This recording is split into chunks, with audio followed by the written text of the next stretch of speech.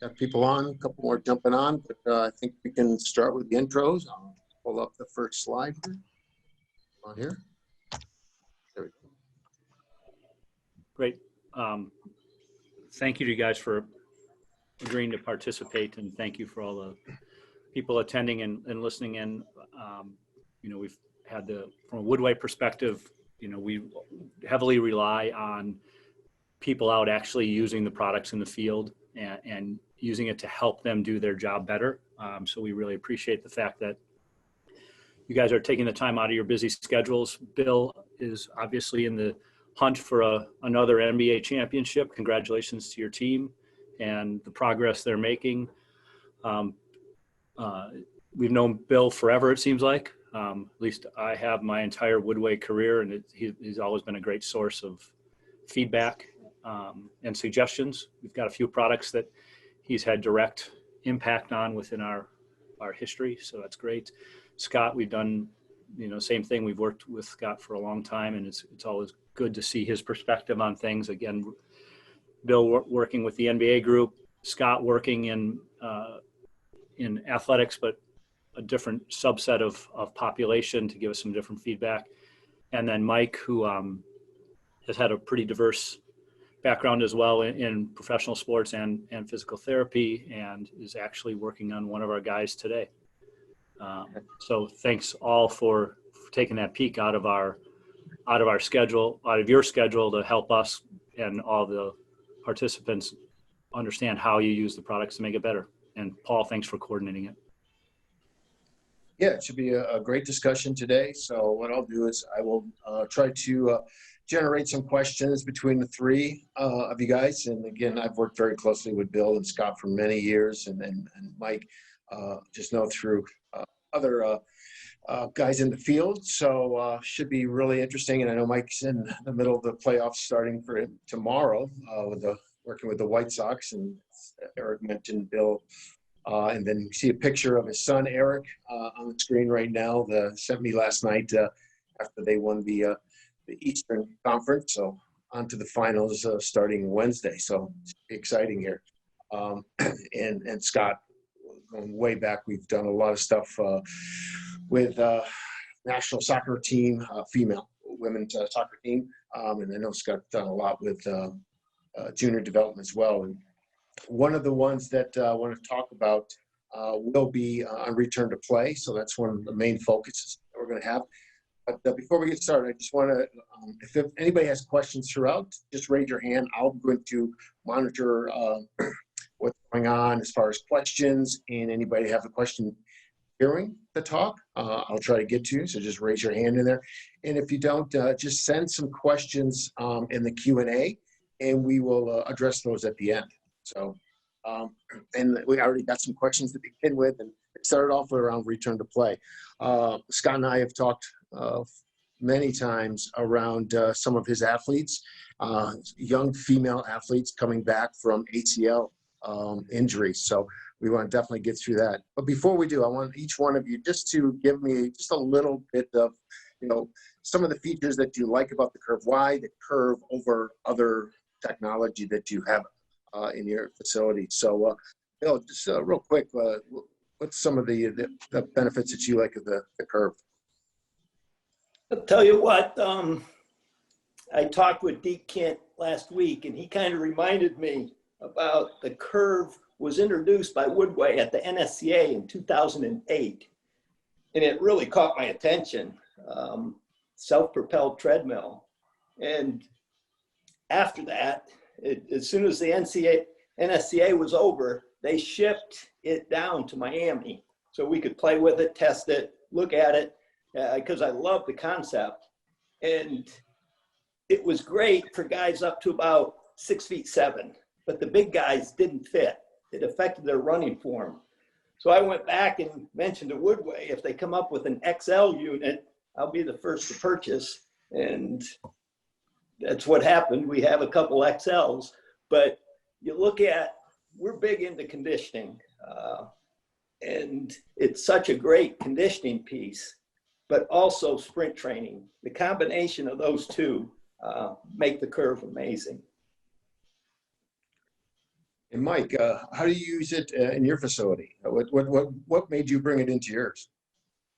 Yeah, we're probably similar to Bill to an extent where we obviously have some of the sprint mechanics that we enjoy or the ability to use the non-motorized treadmill, but we also have a big physical therapy component to what we do. So we're working on a lot of people in the rehabilitation setting as well. And, you know, again, it goes back to the non-motorized function of the treadmill that just changes things. It changes the gait pattern. It changes some of the mechanics with jogging. It changes EMG strategies to use the different muscle groups. So, you know, we use it just like everybody else does probably for strength conditioning, but we also use it for some of our post-operative patients and even people returning to sport that are still struggling things with gait patterns, or maybe we're trying to kind of reprogram a different style of running.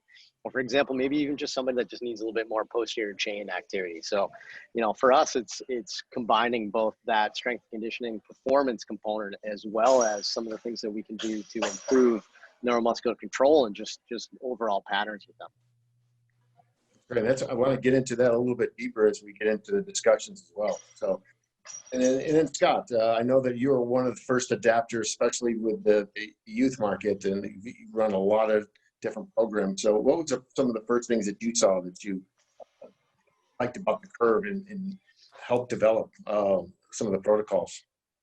Well, we've been using the non-motorized treadmills since 2003 with the Woodway Force. And then we're one of the first to jump on and use the curve when we wanted something that moved a little bit faster, a little bit freer running motion. So when the curve came along, we were quick to adapt to that. And the biggest benefit that I see is it's this face-to-face cueing with instant feedback. So the athlete doesn't run away from me on the track while they're doing their sprint work or their interval training. I can stand in front of them. I can communicate with them face-to-face. They make a change in their gait pattern and they instantaneously see it on the display. So it gives this instantaneous feedback to help the athlete buy into what this mechanical change, what difference it can make with their speed. Plus the ability to see themselves slow down over time or speed up or be able to hold those speed targets over time has been made a very big impact on our athletes. This competitive effort of trying to hold that speed instead of just on a motorized treadmill, just keeping up with the belt, but actually having to change mechanics to keep that speed at a particular level. So we use it in a lot of different ways, which I'm sure we'll get into today, but the biggest impact that I think it makes is that close face-to-face communication with instantaneous feedback on the changing mechanics. Great. And I think that just leads us right into the ACL type of rehab that I know that you've done with your clients, because again, you get that quick feedback. So can you just talk about some of the protocols and some of the case studies that you've done with ACL return to play? So we don't run a physical therapy center, but we work hand in hand with the physical therapists as they're training. So we look at walking programs in early stages, and I like the way the curve, we can walk during rest breaks, we can walk for fitness, we can use the FTG to add a slight resistance to Hold on one second. FTG, could you just explain that a little bit more for the attendees? The FTG is a curve model that allows us to slightly resist the belt. And we can use this resistance to slow the belt down. And that slowing the belt down, it doesn't get away from them as quickly. And so it gives our, whether they're new to the curve or whether they're coming off a lower extremity injury, the belt doesn't get away from them as fast, and we can be building confidence in their gait, confidence in the way we move. How's it going? There's my So the FTG just allows us to slightly resist it, which slows the belt down a little bit for these early stage rehab clients, as well as to build some functional strength and some patterning as we get into sprint mechanics. So that's the FTG. That's why we love the FTG. Great. Probably let Mike talk a little bit and then I can add to it. Yeah. So that's what I know that you just said. One of his clients come through, which is also an employee of Woodway. But what kind of rehab, or how are you using it in your rehab market? So one of the first things I think we do with the curve, because you could definitely use it throughout like the spectrum of the rehab process, but early on, one of the first things we work on is just normal gait patterns. Because it's non-motorized and because it's not going at a set speed, you can just immediately jump right on and start working within your tolerance level. It's not, it's not daunting for the person to have to catch up to the right speed or to slowly increase it and worry about it going too fast. It gives back what you give it, right? So with people that are a little bit behind the curve, no pun intended, but behind the curve, maybe in their functional status with their rehabilitation, they're a little bit more anxious about how they're doing it. So early on in the post-offer process, we just use our normal gait patterns with it. And to be honest with you, the feedback you get from just being able to actively have to push back or pull back, I should say, on the curved treadmill, I think helps them normalize their gait patterns a little bit faster. It's very obvious if they're putting a little bit too much weight on one side versus the other, for example. So simple gait. But in all honesty, one of the things that I actually think I like it more for in the early phases is for people that are struggling with terminal knee extension. So oftentimes people have trouble completely extending their knees in the rehabilitation process, especially someone with like an ACL, even total knee patients, somebody that maybe having like a big knee surgery, maybe they have a patellar tendon graft. If we don't get back their terminal knee extension right away, they often struggle for months. Right. So what we do is we actually do a lot of retro walking with the curve, where you literally have to have a closed kinetic chain push or extension of that knee. And then at that end range of the curve, it really kind of helps force it into extension for us. And, not force it in an awkward way, but for people that are struggling, maybe they're walking with like a quad avoidance gait pattern, they're kind of, still like having that bent knee gait pattern. It really helps them say like, oh, okay, this is how I need to push through with my knee a little bit more. So again, like when it's non-motorized, it's all your body giving itself its own feedback. To me, that's huge. And just two, small examples of the early phases of rehabilitation, how we use it. Can I jump in on that real quick? Oh, please. So we love the retro walks and progressing into back pedals with the FTG, because we can load up that resistance so it actually forces you into that knee extension. As we get up into back pedaling, even for patients that aren't ready to start that impact process, we can have them hold on to the handrails and kind of deload the body so that they get that full extension in a nice rhythmic backpedaling motion against a light resistance, to where they can start getting the quads active. They can start feeling that full extension and not be afraid to fall, not be afraid to lose their balance. And we can do it for an extended period of distance or time, which we have a smaller facility that doesn't allow us to do like retro walking sled pulls over very much distance. So we can gradually ramp that up and ramp up the confidence into that backpedaling type action, and then slowly take the resistance away, or actually take their hands off the rails and start to get into the confident rhythmic backpedaling action against resistance. And are you measuring this as well? I mean, looking at the wattage and recording watts as they improve, higher wattage over time? It's more about increasing the speed for me of that, because the more resistance we have, a lot of times they with our population, which is mostly youth sports, they're not really able to feel that quad working. So what we want to do is increase the speed and repetition and force that quad into having to work a little bit faster and not have as long a recovery time. So as we get into that rhythmic backpedaling action, we're looking at more time, and then we're looking at the ideal load based on the weight of the athlete, the height of the athlete, and just finding that sweet spot where they get that activation and can get that feel in the quad, almost a pre-activation before some of our other exercises. And the natural progression into that, once they get from Mike's level of rehab into more of your progressive, getting back actual return to play, then we get into the more speed training. So I think that's another topic that everyone really wants to talk about, and that's what I like to bring Bill in on this as well. Some of the ways that you use this for some speed training and some of the protocols, those are the things that people have been asking about. Any feedback on that from your first progressions coming back now that we're for someone that was injured, but now they're to the levels, okay, what's our first progression for speed that on a healthy athlete, and then building from there? So we can get a little bit more into, was that a question for Bill or for me? Well, I think just coming off the rehab now that they're ready, actually they are return to play, ready to go. I think we'll start off with you, and then I'd like to go some of the stuff that Bill's using.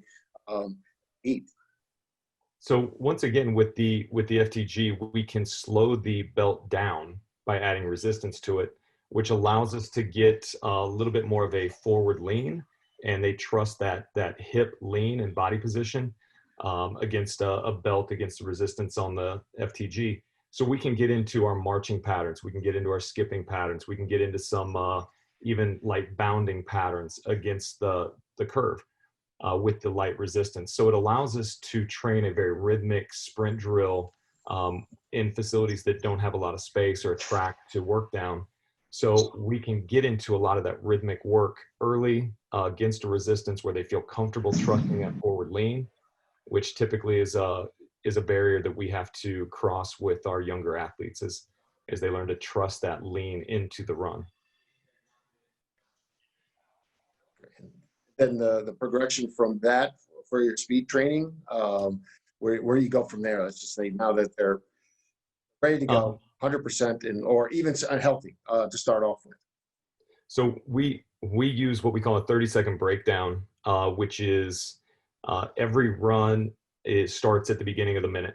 So at 0, you're going to run for 30 seconds at a comfortable, sustainable pace, and then you have a 30-second walk back to the start of the next minute. Then you cut 5 seconds off the run time, you add it to the rest time, so it's a 25-second run, 35 walk, 20-second run, 40-second walk, all the way down to a 5-second sprint at that point to a 55-second walk. So what it does is it slowly ramps up the intensity, decreases the work time, increases the rest time. And what it does is, and it challenges them just a half mile to a mile per hour faster on each rep. So it just gradually ramps them up into trusting that speed, and it makes it a little bit of a competitive environment. So through the 25 to 15-second blocks of that of work time, we can really be talking about mechanics. We can be talking about hip mechanics, hip and knee flexion. We can talk about where the foot hits under the body. We can talk about recovery phase. We can talk about getting the foot off the belt a little bit quicker to hold those speeds in kind of a speed endurance, get them to trust that leg cycle and feel confident in holding those speeds with the leg cycle. And then as they get into the more max speed runs of the 10-second, 5-second sprint, it's more of a test for us to see what they're able to hold. I work with more team sport athletes, so that 1 to 5, 1 to 10 work rest ratio in the 5 to 10 second sprints is perfect, especially when we built up a little bit of fatigue in the preparatory work in the 30-second down to 15-second runs. So that's a nice progression into what we would do to start our sprint training and get some initial numbers.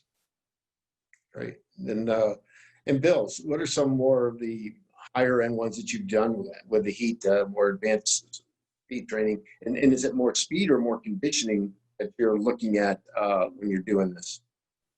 We do both. I look at it, it's a piece of equipment for conditioning, but it's also a great piece of equipment for sprint training.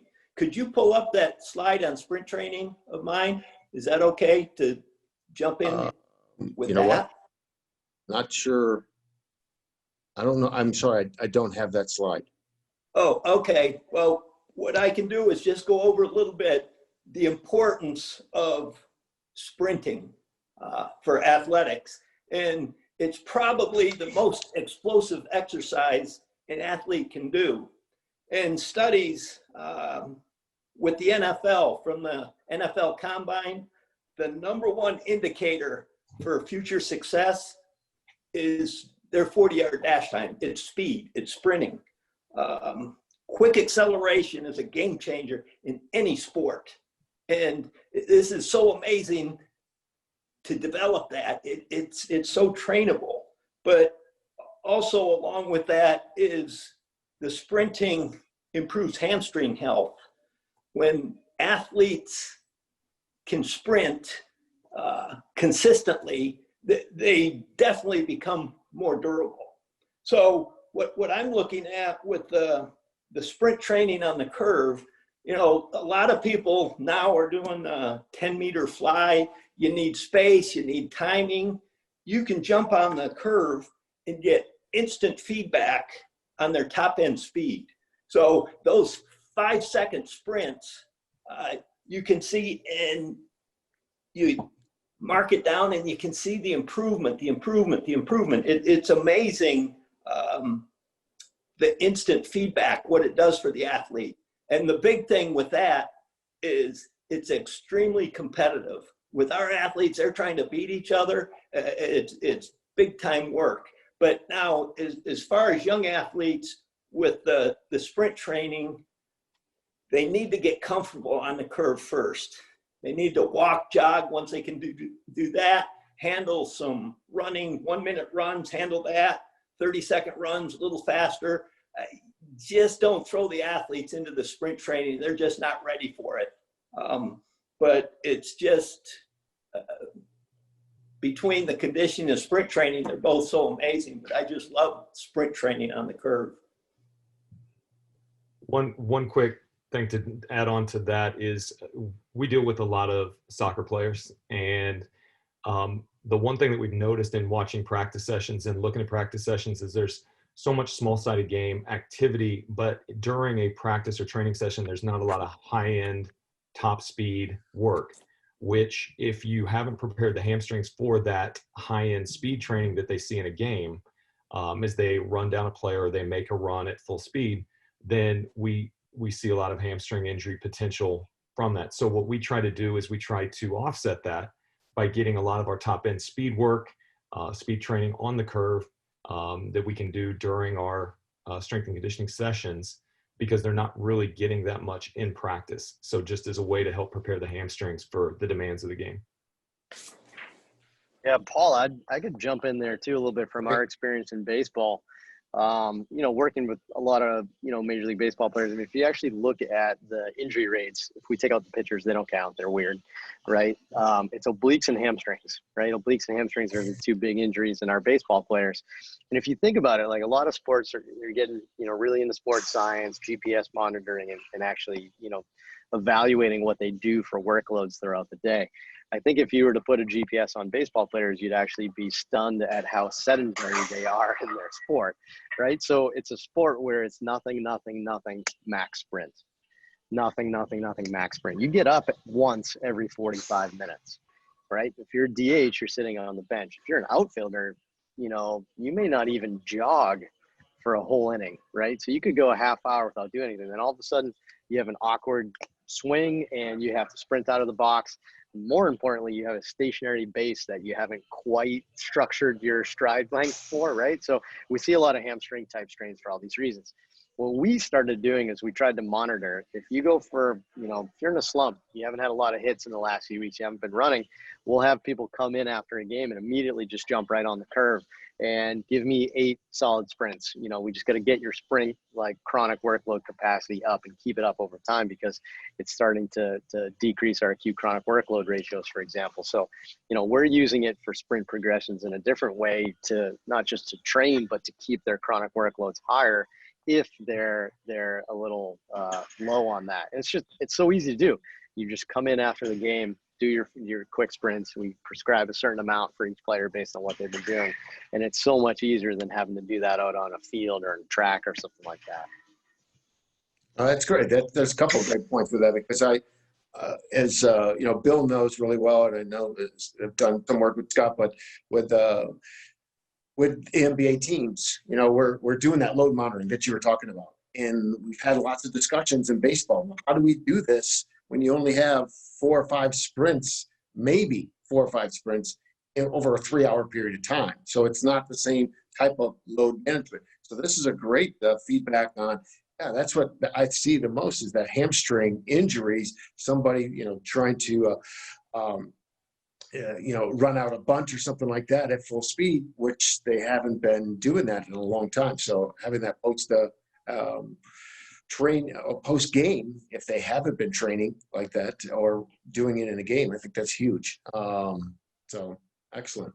I want to go back to another thing that Bill said, and both, any one of you jump in, but he mentioned the NFL study about the 40-yard dash being very important to determine, future all pros. And so my question is it the 40 or is it the 10?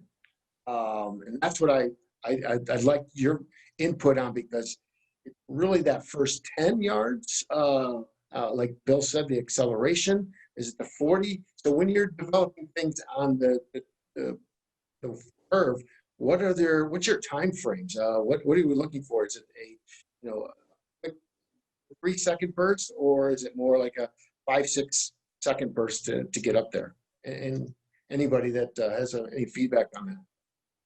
Yeah, I'll jump in on that one. The 40's been around forever. So that's it. They time the 40. But if you look at it in sports, the 10 is so much more important. That's where the game's played. So when we do our sprint training, it's as quick as they can get up there. Some guys, it could be 3 seconds, but usually 5 seconds, which is kind of like a 40. But if I had to pick one, 10 is much more important.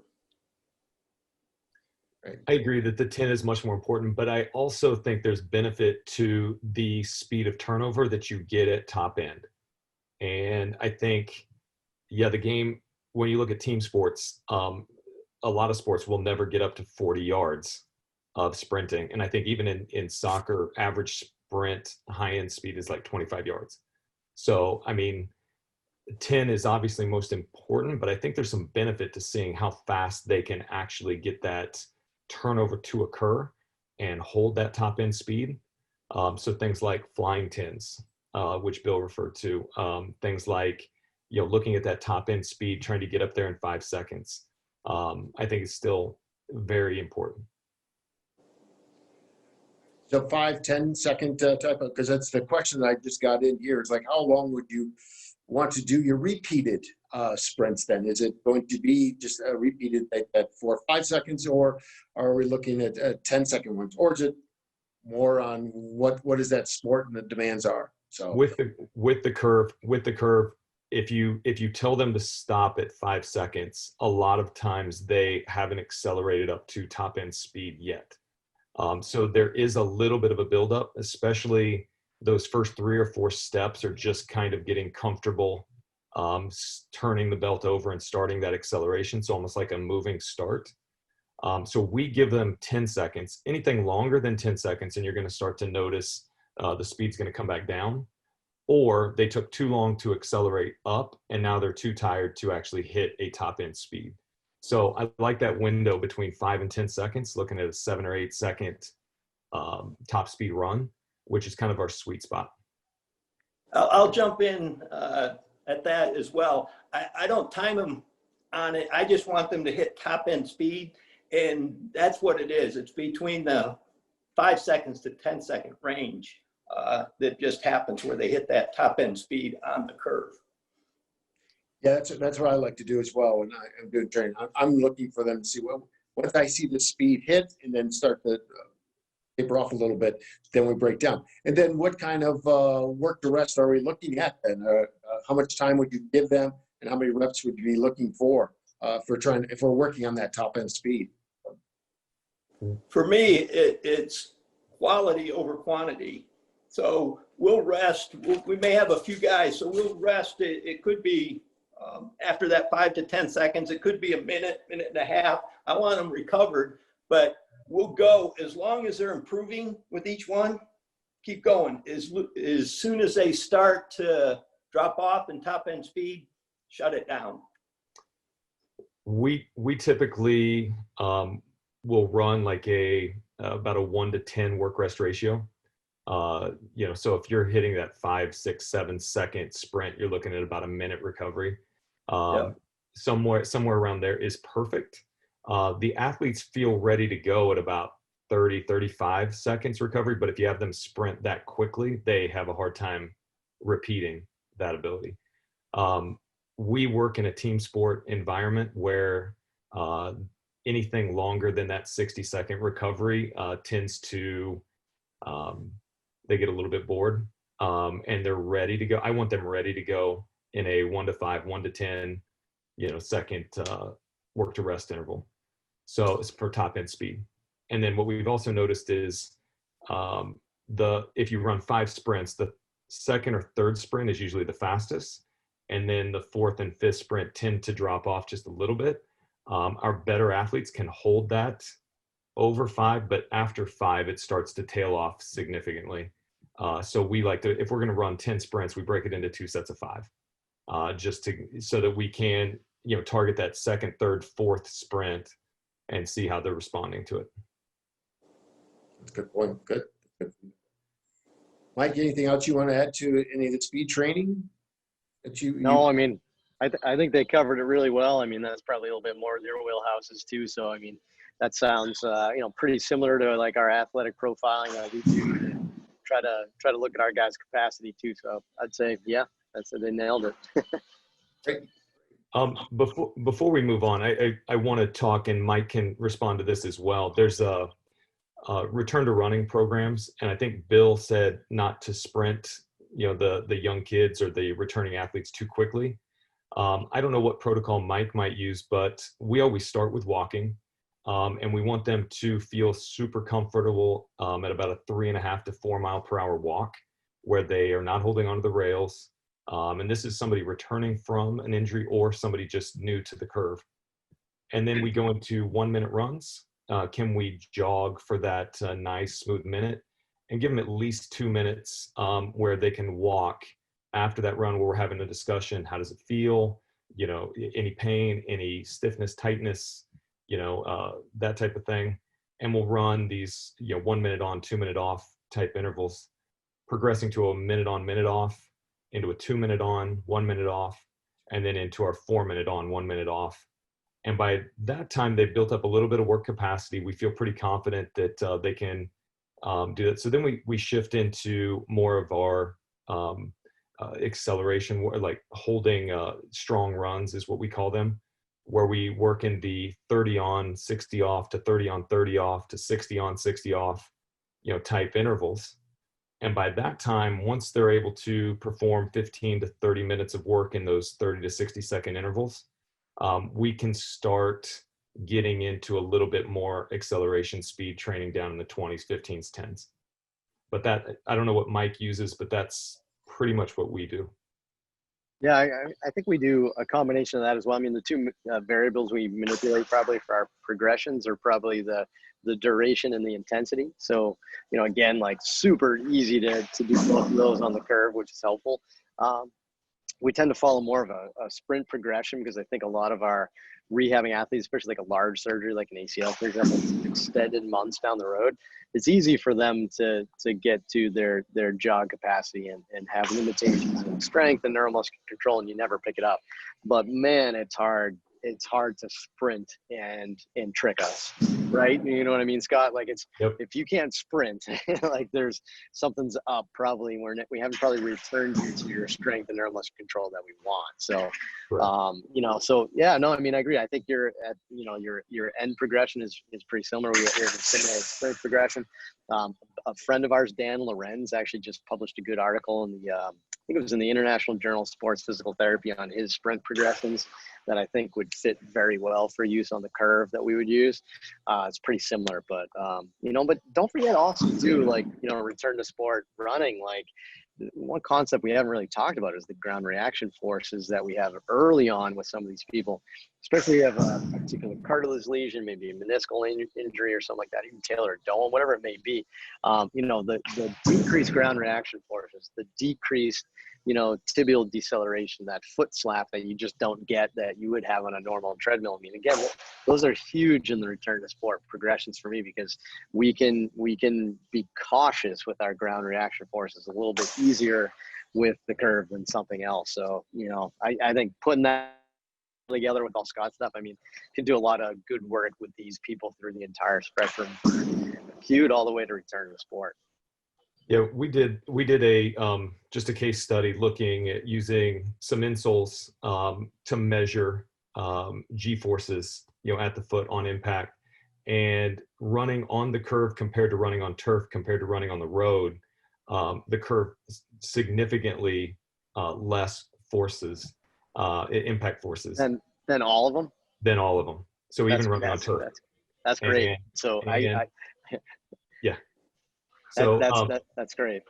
now add to that, most of the athletes, if they're new to the curve, will say, you know, I feel a lot of fatigue in the calf, or, you know, in the ankle and the Achilles.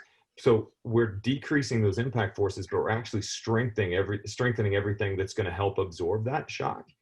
And so I think the two combined, with the improvements in gait mechanics and everything, is a perfect mix for returning somebody back to the types of impacts and loads and speeds they need to run at.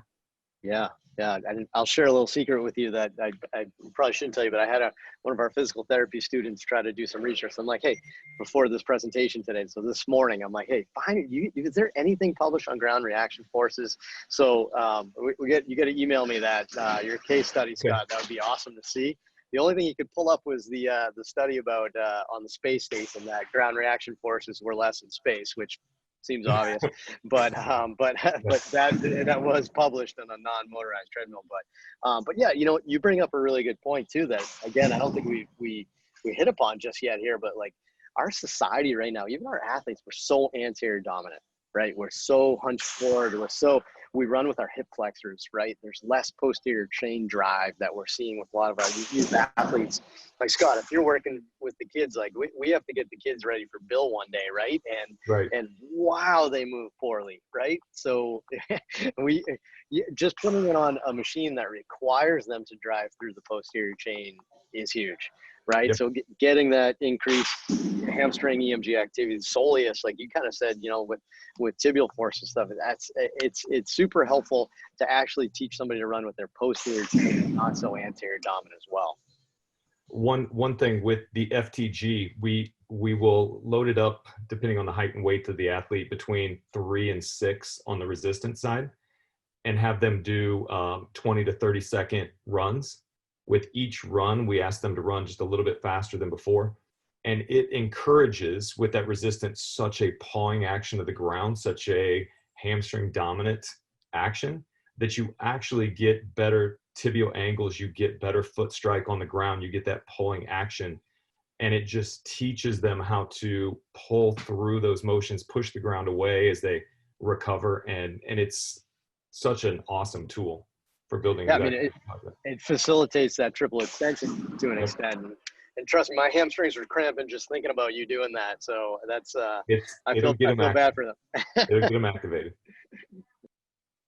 Great feedback. This is exactly what I was looking for. It's good conversation and building around it. So the last section that we had requests to talk about is assessments, which should bring Britt right back into how do we use some assessments to determine where some of these should start. I've got a few slides that Scott had sent to me that we can just talk about these real quickly on some assessments, and then get into the last of the Q&A. So the biggest problem that we all have, or when I talk about the curve to other people, is you know, how fast should people run? People get on the curve, they run too fast and say, oh, it's too hard, I got fatigued too quickly, or they run too slow. So I basically took Paul's 3-minute assessment that he uses for readiness and kind of adapted it just a little bit. So within 3 minutes, I can project out targets for max sprint speed, long runs, interval work, things like that. So what we do is you get on the curve, you run for 3 minutes. So it's a 3-minute run. The first 2.5 minutes of that run, you're cueing them to run at a fast but sustainable speed, covering as much distance as possible, but trying not to fatigue too quickly. So a sustainable, comfortable, fast speed. And then over the last 30 seconds, at any point in that 30 seconds, they try to get it up to top end speed, which we know after a 2.5-minute run, it's not going to be their peak speed, but it's going to be a fast but sustainable max speed. And then right after they hit that speed, they settle back in and finish the rest of the 3 minutes with a steady pace.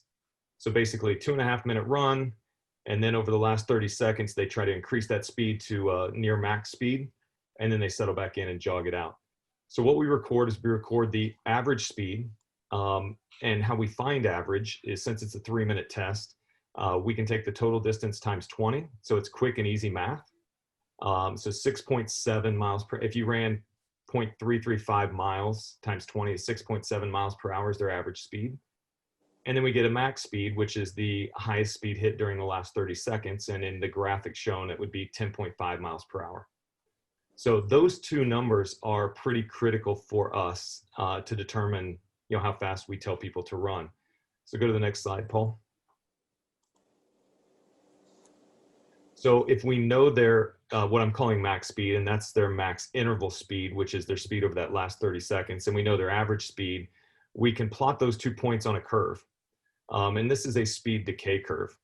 So if we wanted to run 1-minute intervals, what we could do is we could take the average of their max interval speed, that's that speed hit in the last 30 seconds, and their average speed.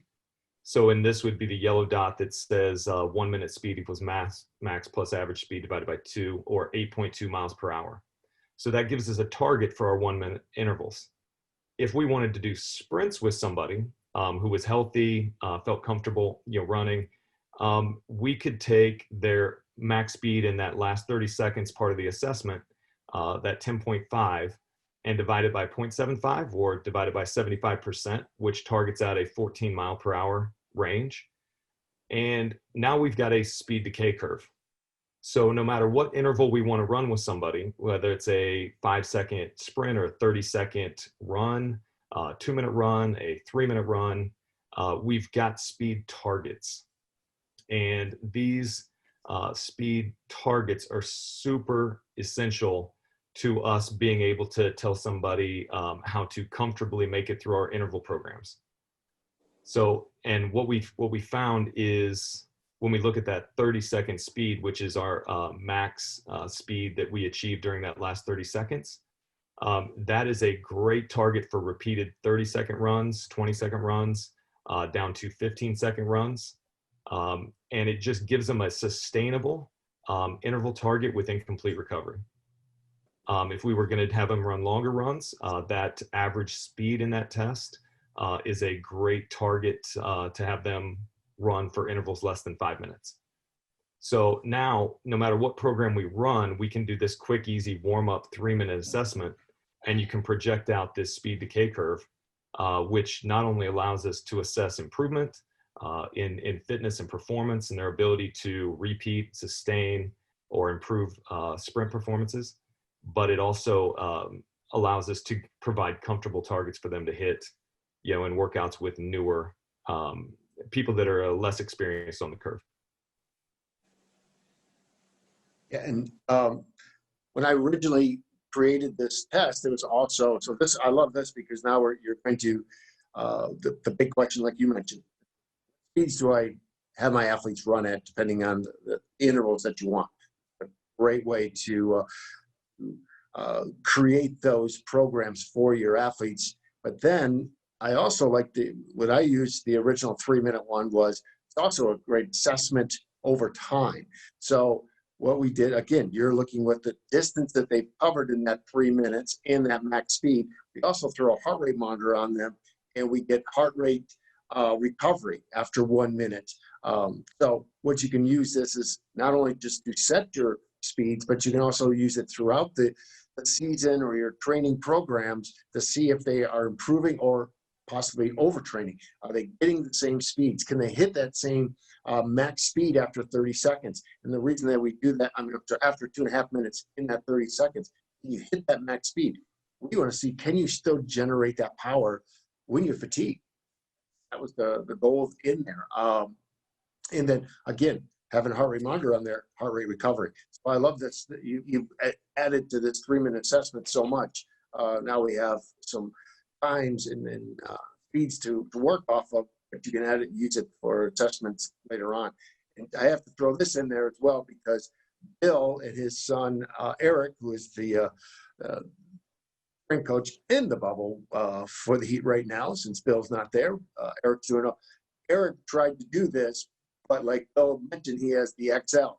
So we had to adjust this program a little bit for the XL. Even Eric, who's in incredible shape, 3 minutes on the XL is quite a workout. So Scott, have you, or even Bill, have you come up with anything like this for the XL, the heavier, bigger curve? You know what? Eric's working on that right now, but trying to adapt it to the XL.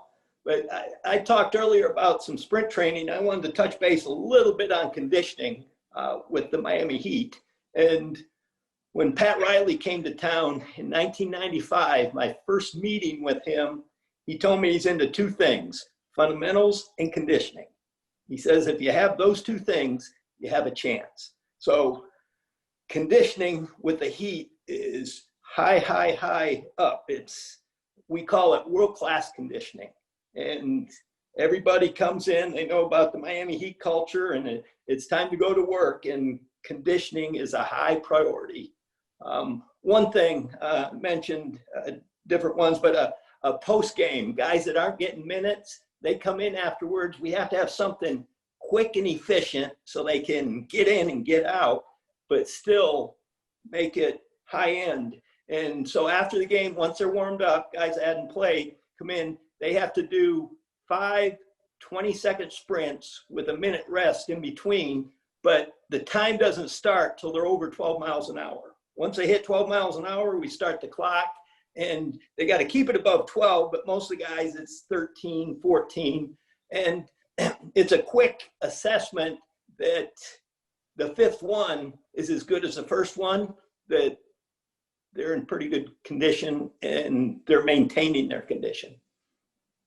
That's what I like a lot about that. It's like, that's the most important one, is that 5th one. I mean, can you do that? Yep. And repeat this over and over. So if they do have to come off the bench and play for you at some point, that's extremely important, which we're seeing in these playoffs has been extremely helpful. Some guys that hadn't played too much at the beginning are jumping in there now. So that's great. Scott, there was another slide with this. Yeah. That was just some popular interval workouts that we do built off of those scores. So we run this 28-minute workout. It's a 30, 45, 60 ladder with everything's a 1-to-1 work-rest ratio. So it's 5 30-second runs with 30-second rest, 4 45-second runs, 3 60s, 4 45s, 3 30s, and it takes 28 minutes. And if you can use those targets, that we kind of projected out as targets to hit and hold and sustain, then it's a great interval workout, become very popular with most of our soccer players as something that they can just come in quick, get 30 minutes. They'll cover about 3 to 3.5 miles if they're going hard. They'll cover about 2.7 to 3 miles, if it's a lighter day. But it allows us to be able to use that to get some of those longer sustainable runs. The 30-second breakdown that I talked about earlier is right there. 30-30, 25-30, 20-40, 15-45, 10-50, and a 5-55. And that's a run or sprint followed by a walk. but it takes us from a 1-to-1 work rest ratio down to a 1-to-10 work rest ratio, 1-to-11, and perfect for, you know, building up that tolerance, building up that technique, and then increasing their speed, the intensity, in a slightly fatigued state, but not too bad. And then one that we absolutely love for technique, I got this from Al Vermeil, who ran it with the Bulls when he was the strength coach of the Bulls. But it's a 3-3-3. He ran it on a 100-meter track. We've adapted it to the curve. But what it is it's 3 sets of 3 15-second runs with 15-second walks at 75% of their max speed. So at 75% of their max speed, they're going hard, but they can still focus on technique. If we run faster than that, then it puts too much effort, or puts too much focus on effort, and they're not focused on technique. They're just trying to run hard. So what we can do is we can kind of control these. So if 75% of my max speed was a 12.5 miles per hour, then I would run for 15 seconds at 12.5, walk for 15, then run again for 15 seconds at 12.5, walk for 15, then I do a third. That third one is the money set. They're a little bit fatigued at that point, and it's just fast enough that it feels like speed, but it's slow enough that they can still focus on holding speed with good technique. And then we rest for 90 seconds and then repeat that 3 times. It's shown improvements in speed. It's shown improvements in technique. We do it with a lot of our soccer players. We had a couple from the Houston Dash that did it this year. And by the time we progressed it up to a 5.55, they felt like they were ready for anything that would be thrown at them on the field. They felt fast. They felt like they could recover quick. Felt like they had good technique in a fatigued state. So love that one for sprint form endurance. So these are just some of the popular interval workouts that we might use around speed and repeatability. Excellent. Anything from the Bill or Mike before we get into we got about 6-7 more minutes left, but I got a few questions that have come in that I want to get into. But anything to finish off these interval workouts? Any feedback, Mike or Bill? I like the workouts that Scott has up here. I'm going to take a close look at those. Thanks, Scott. You bet. Yeah, I did the same thing. I called my sports science coordinator over here to look at your assessment stuff. And I said, let's, so thank you. We're all learning here. You bet. Exactly. That's perfect. So, just to, stay on time here and just get a few questions in that I've had come in. Let me go with the first one here. One thing that we haven't talked about at all was any like circuit type of training. Somebody asked, if I have 4 curves, in what other stations can I create, and what's some space or athlete size? Anybody have any feedback on some stations or circuit type of training with the curve? We do a ton of that, but I'll let somebody else talk. I feel like I've talked a lot today. Anybody else? Yeah, I mean, I think it depends on your population, right? On maybe who you're working with. If you need more sprint versus longer capacity type things. But yeah, I mean, working that into our programming is one of the fundamentals of what we do. I mean, all of our people that train at Champion, our facility here, we consider athletes, and we work on all aspects of athleticism. So with the curve, you can work on sprint, you can work on some endurance capacity, some repeated exposure, stuff like that. We would do a circuit probably with strength and power, right? Just as an example of how you would put that together with somebody. So yeah, there's lots of different ways to do it. But for me, even our like running athletes, for example, we still work on strength and power. It's just maybe, a little bit of the focus changes the percentage of how much we're using for each person, but everybody gets every aspect of that. One thing that we found is structuring the circuits or the intervals off of 5-minute blocks seems to work best. But 5 minutes is with our younger athletes, high school, college age. It's long enough that they can focus and put in effort, but it's short enough that they don't fear the fatigue. So, so what we do is we might come up with a 5-minute block. Could be 5 sets of 30 on, 30 off. It could be that 30-second breakdown, takes about 5 minutes. Could be a 5-minute run, but some variation of a 5-minute run on the curve followed by some strength power aspect that we want to train. So if we're going extremely hard speed-wise on the curve, we might combine that with something a little bit more upper body dominant or lighter or technique dominant on the strength to allow them to stay focused and not hit the curve in a fatigued state. Conversely, if we were doing something slow on the curve, we might hit something a little bit more powerful or focused on the strength side, just so you're not crushing them on both sides of the spectrum. You're allowing them to see the curve as the workstation or see the strength as the workstation, and then put a lot of their focus on that area. I think we'll finish up with one more question here I have. This one looks like more specific here. It's like, what type of testing for a first timer? And they're talking about like a freshman coming in, either high school or college, it's never used the curve before. Any thoughts on what type of assessments that you might want to do them for the first time? And I know Scott talked a little bit about this, but anything else that you could tell this coach that has some coming into college, never seen the curve before? First thing I'll jump in on that. Go, Bill. Okay, great. Well, what I would do is teach them how to walk, then jog, then run. So it wouldn't be an assessment. They got to learn to get comfortable on the curve because it's different for them. And if they're afraid of the curve, you're never going to get anything out of them. So start slow and develop from there.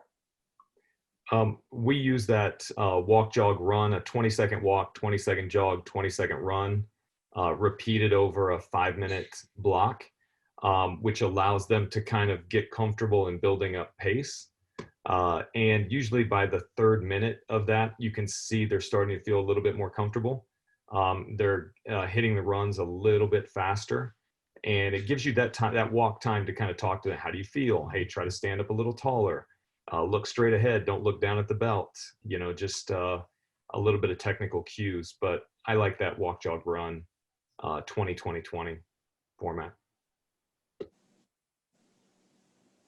Excellent. And that 3-minute test that we mentioned works well, because as they're jogging on that, they'll figure it out within the first 2.5 minutes, and then they can accelerate up a little bit. I hesitate to throw somebody who's never been on the curve on that the first time, but we've done it in the past. As long as I'm standing there guiding them through that structure, it's typically okay. That's what I was just going to say. The 3-minute would be a perfect one to tie right in with this as well. Well, I appreciate you guys getting on. I just want Eric Weber just to finish us off here at the end. But it's a great conversation. I really enjoyed it, and this is exactly what I was hoping for. It's just feeding off each other like this. So I appreciate everybody getting on. And if you have more questions, you see on the screen here, you can send me questions to info@woodway.com, and the guys will get back to you. But Eric, anything you want to say here at the end?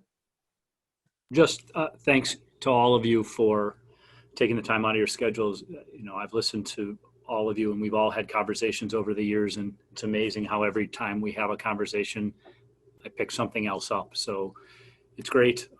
Really good feedback. And as you mentioned, please, for those listening, if you have questions or have suggestions, send those into us. I mean, this whole presentation spawned off of those earlier ones we did this summer and the feedback that we got. So the more feedback we get, the better we'll be able to track down intelligent minds like we did today to help execute better. So thank you again. Thanks, guys. And this has been recorded. So if anybody wants a copy of it, then I know that Tracy will be sending that out to everybody. All right. Thanks again, Bill, Mike, and Scott. Thanks, guys. Thank you. Thanks for having me. That was fun. Thanks so much. Bye. Thank you. Yeah. Stay safe.